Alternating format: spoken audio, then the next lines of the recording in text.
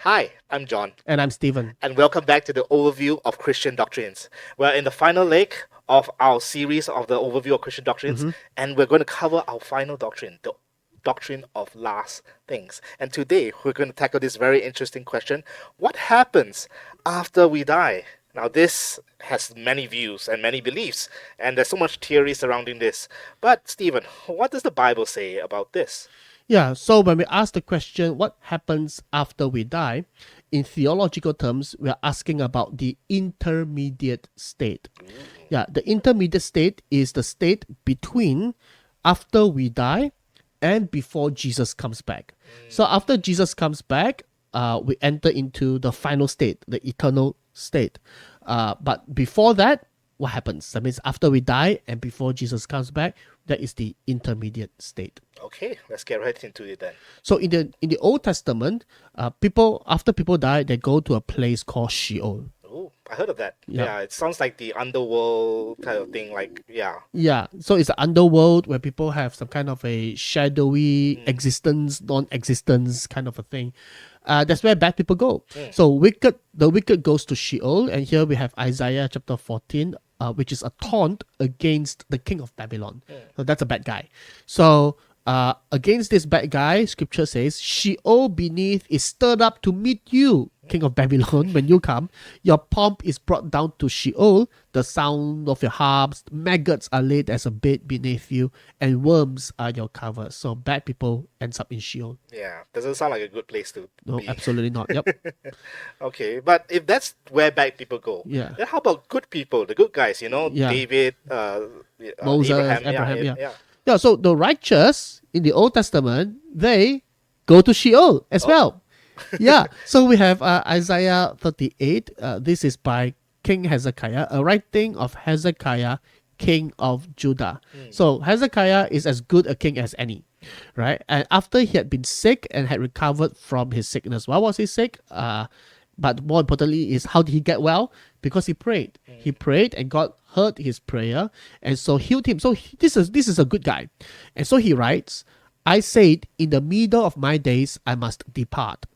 I am consigned to the gates of Sheol for the rest of my life. So he's expecting after he died to also end up in Sheol.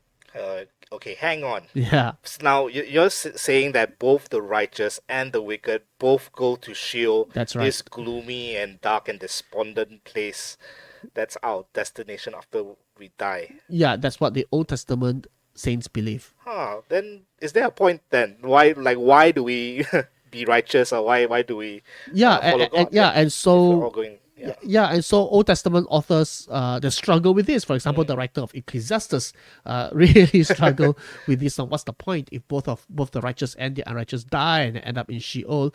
But there are precious few verses, such as Daniel chapter 12 verse 2, that talks about the resurrection, the hope after death. But by and large, it is largely unclear. So that's the Old Testament teaching. Okay. So if that's the Old Testament, how about the New Testament? Does it give light to this? Yeah, so when Jesus shows up, he gave further revelation as to what happens after the righteous and the unrighteous die. Now, he agrees that both the righteous and the unrighteous will end up in Sheol, but that there's a difference between the two. The righteous will go to one compartment of Sheol, and the unrighteous will go to the other compartment of Sheol. So he's basically saying that there are two compartments of Sheol. And Jesus does this by telling a parable. And this is a parable of a rich man and a poor man, right? So Luke chapter 16. There was a rich man who was clothed in purple and fine linen and who feasted sumptuously every day. And at his gate was laid a poor man named Lazarus, covered with sores. Now the poor man died and was carried by the angels to Abraham's side. That's the good place. Yeah. The rich man also died and was buried, and in Hades, that's the Greek term for Sheol, Yeah. being in torment, so that's the bad place, he lifted up his eyes and saw Abraham far off and Lazarus at his side. So basically, They were in the same place, yeah, but separated because you see Abraham far off. yeah, they can see each other, right? Right. They're in the same place, but they're experiencing two different kind of things, right? One is experiencing being at Abraham's side, so you can imagine a lot of blissfulness, whereas the other, the rich man, was in torment. So then the rich man asked Abraham, Abraham, can you help me? Abraham said, no, I cannot help you.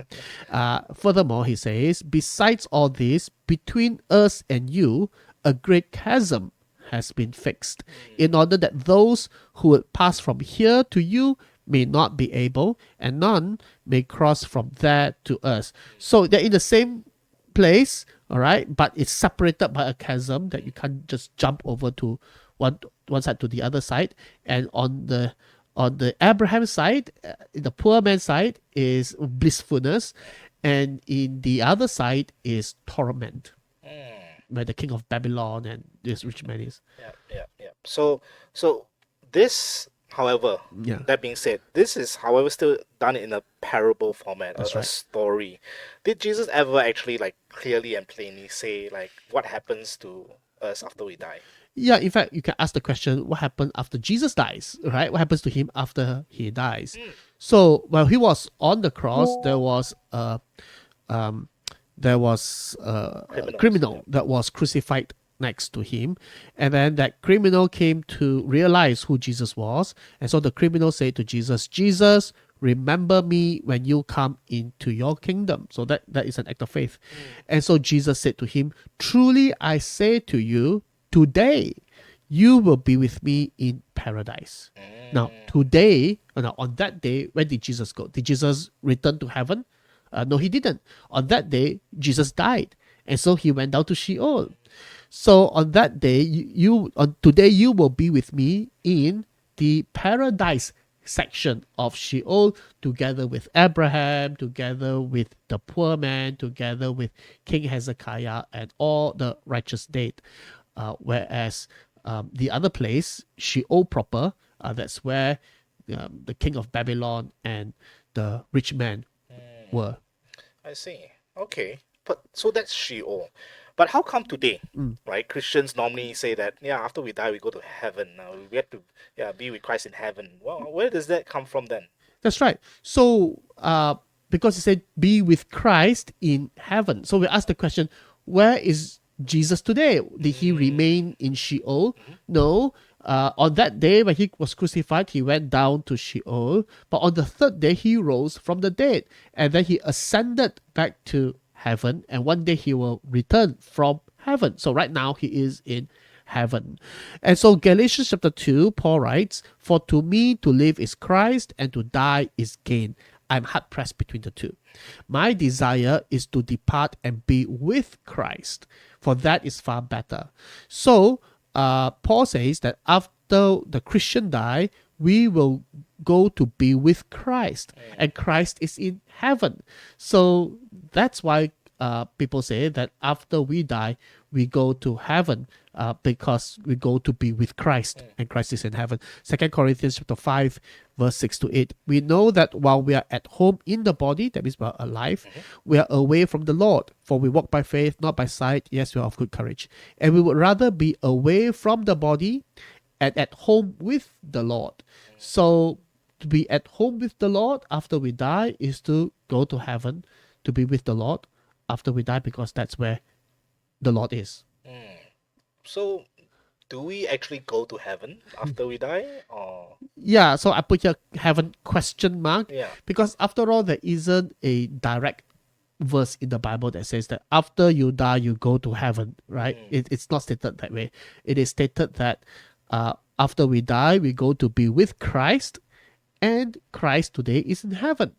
So we make the inference that after we die, we go to heaven. So perhaps some theologians would say that before Jesus Christ's death and resurrection, the righteous dead, such as Abraham, David, Moses, they would be in the paradise section of Sheol, and Jesus went to the paradise section of Sheol, and he brought them all out, and brought them to heaven to be with him in his resurrection and ascension.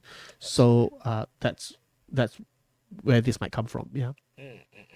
So, in summary, the intermediate state is. So, in summary, the intermediate state, according to this view, is a foretaste of the final state.